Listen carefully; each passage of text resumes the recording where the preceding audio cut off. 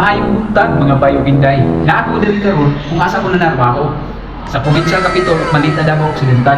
Saksihan nato karon ang opindi ginatawag na tikang. Isa kini nga padula ug daghang dula ang dulaon. Exclusive lang sa tanang mga empleyado diri sa Capitol.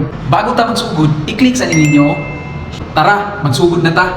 Dagan jung excited sa opening sa tikang. Maunang ako ug akong mga kauban naghinay-hinay nagpangandam. Kay matag team di ay nature dance nga i-present. Blue Knights day ko mga bay. Naapoy yellow Spunky Bees, red Thunderbolts, green Rakers, ug purple Guardians. Karon kay ready naman ang mga team sa matag usa ka grupo. Gi-set up dayon nako ako ang kamera, wala na gidugay ug gisugdan dayon ang parade.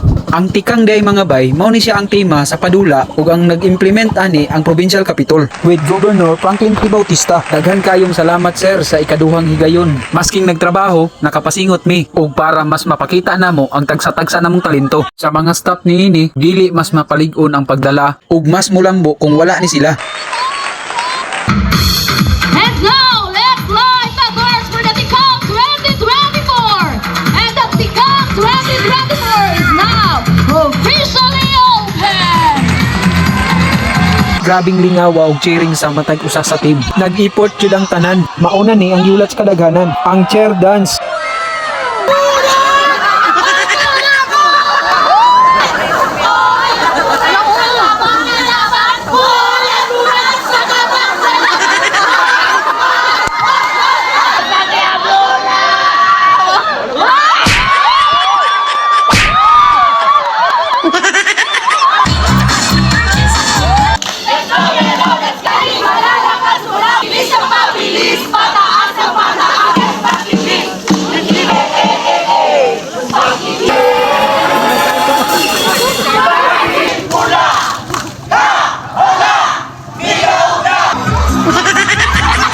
Sino siya? Sino siya?